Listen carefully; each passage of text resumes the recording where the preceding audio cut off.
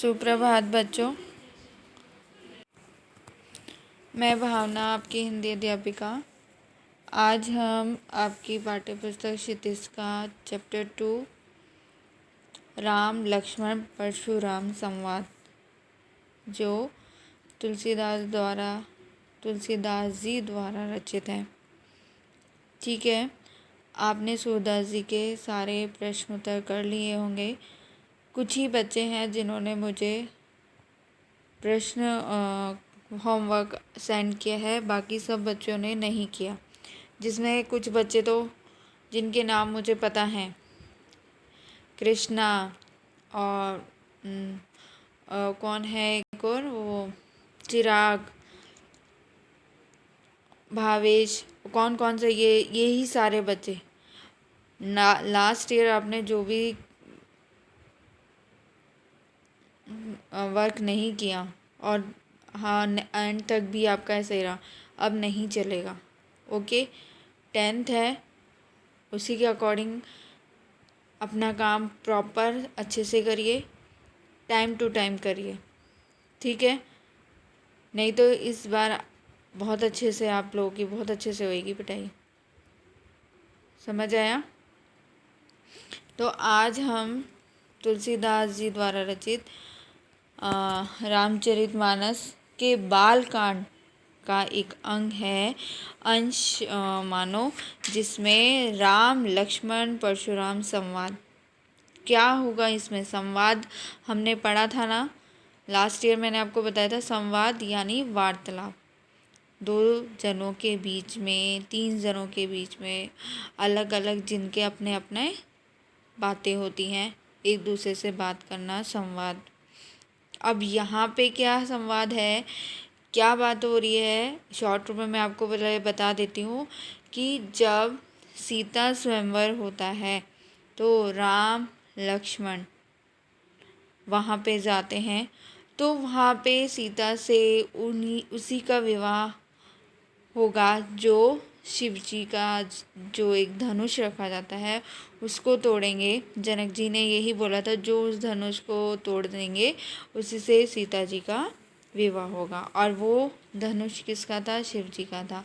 और शिव जी का था धनुष तो लेकिन परशुराम जी जो शिव जी के परम भक्त थे,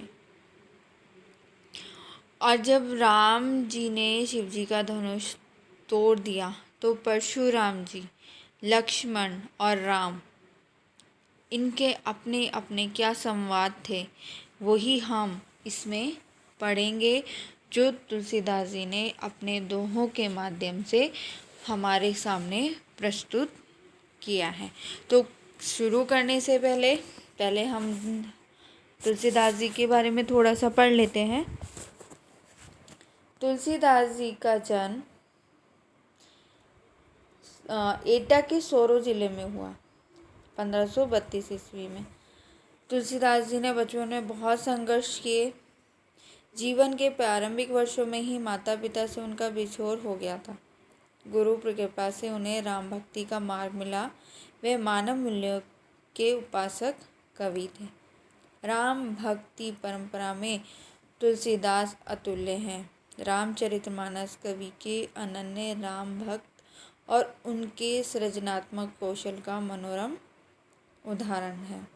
उनके राम मानवीय मर्यादाओं आदर्शों के प्रतीक हैं, जिसके माध्यम से तुलसी ने नीति, स्नेह, शील, विनय, त्याग जैसे उदात्त आदर्शों को प्रतिष्ठित किया है। रामचरितमानस उत्तरी भारत की जनता के बीच बहुत लोकप्रिय है। मानस के अलावा कवितावली, गीतावली, दोहावली, कृष्ण गीतावली, विनय पत्रिका आदि उनकी प्रमुख रचनाएं हैं। अवधी और ब्रज दोनों भाषाओं पर उनका समान अधिकार था।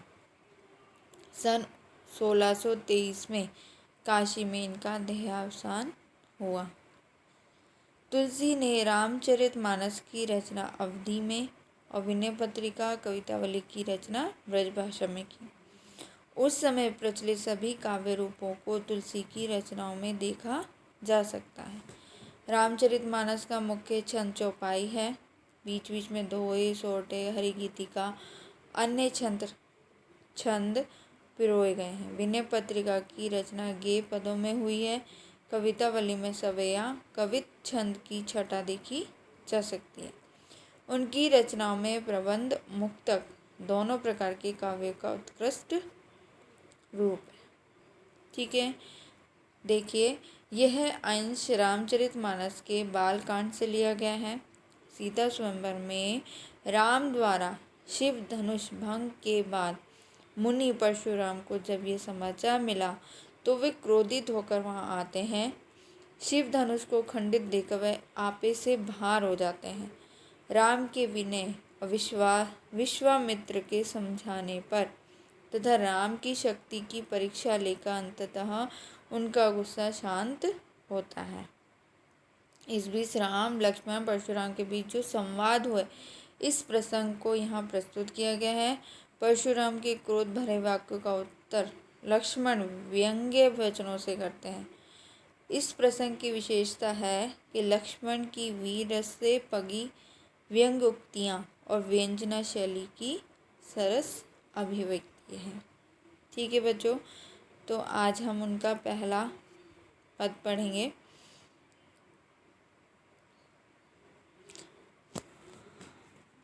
नाथ शंभुधनु भंज निहारा, होई केउ एक दास तुम्हारा।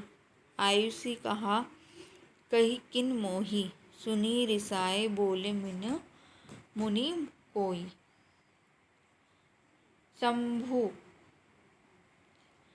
शिव, धनु धनुष, भंज निहारा भंग करने वाला, केऊ कोई, आयेशु आज्ञा, कहा क्या, मोही मुझे, रिसाई क्रोध करना, कोही क्रोधी। ठीक है, सेवकू सो जो करे सेवकाई, अरि करनी करी करिए लड़ाई। अरि करनी शत्रु का काम, लड़ाई लड़ाई। ठीक, परशुराम के क्रोध को देखकर जब जनक के दरबार में सभी लोग भयभीत हो गए तो श्री राम ने आगे बढ़कर कहा, हे नाथ, भगवान शिव के धनुष को तोड़ने वाला आपका कोई एक दास ही होगा। आप बताइए कि क्या आज्ञा है, आप मुझसे क्यों नहीं कहते। राम के वचन सुनकर क्रोधित परशुराम बोले, सेवक वह कहलाता है, सेवक सो जो करे सेवकाई, अरि करनी करिए लड़ाई। तो परशुराम जी क्या बोलते हैं, सेवक वो कहलाता है जो सेवा का कार्य करता है। शत्रुता का काम करके तो लड़ाई ही मोल ली जाती है। जिसने धनुष तोड़ा है वह मेरा सेवक नहीं, शत्रु है। सुनऊ राम जही शिव धनु तोरा, सहस्त्र बाहु सम सो रिपु मोरा। जो ही जिसने, सम समान, सो वह, रिपु शत्रु, बिलकाऊ अलग होना, बिहाई छोड़कर, जे ही जाएंगे, अवमाने अपमान करना।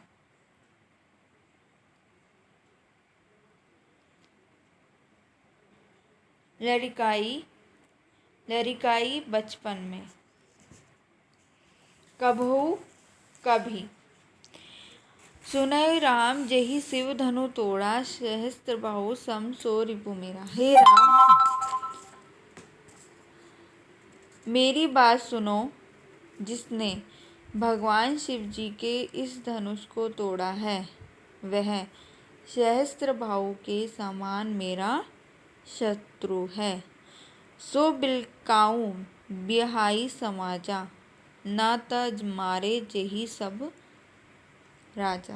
वह इस समाज को छोड़कर तुरंत अलग हो जाए, नहीं तो यहाँ उपस्थित सभी राजा मारे जाएंगे। सुनी मुनि वचन लखन मुस्काए।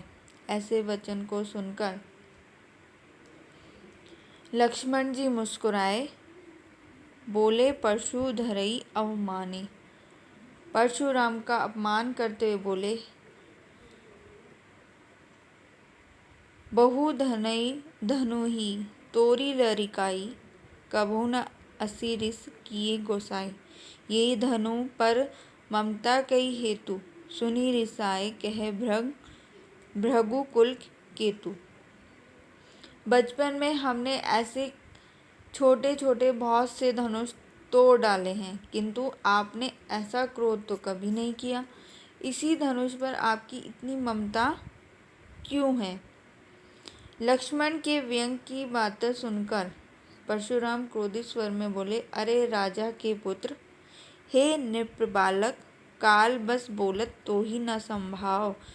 धनु ही सम त्रिपुरारी, धनु विदित सकल संसारा। तुम संभल कर नहीं बोल पा रहे हो। समस्त विश्व में विख्यात भगवान शिव का ये धनुष क्या तुझे बचपन में तोड़े हुए धनुष के समान ही दिखाई देता है? लक्ष्मण के व्यंग की बातों को सुनकर परशुराम के जब क्रोधित हो जाते हैं तो वो क्या बोलते हैं कि धनुई सम त्रिपुरी, धनु विदित सकल संसारा। क्या तुमने बचपन में जो इतने सारे धनुष तोड़े हैं, वो क्या ये जो धनुष है वो तुम्हें उन बचपन के धनुष के समान ही दिखाई दे रहे हैं? ये लक्ष्मण और परशुराम के बीच का संवाद है, जब शिव जी का धनुष, राम जी द्वारा शिव जी के धनुष को तोड़ दिया जाता है। तो मैं एक बार और आपको इसका हिंदी अनुवाद बता देती हूँ। परशुराम के क्रोध को देखकर जब जनक के दरबार में सभी लोग भयभीत हो गए, तो श्री राम ने आगे बढ़कर कहा, हे नाथ, भगवान शिव के धनुष को तोड़ने वाला आपका कोई एक दास ही होगा। आप बताएं कि क्या आज्ञा है? आप मुझसे क्यों नहीं कहते? राम के वचन सुनकर क्रोधित परशुराम बोले, सेवक वह होता है जो सेवा का कार्य करता है। शत्रुता का काम करके तो लड़ाई ही मोल ली जाती है। जिसने धनुष तोड़ा है वह मेरा सेवक नहीं, शत्रु है। हे राम, मेरी बात सुनो। जिसने भगवान शिव जी के इस धनुष को तोड़ा है, वह सहस्त्र बाहु के समान मेरा शत्रु है।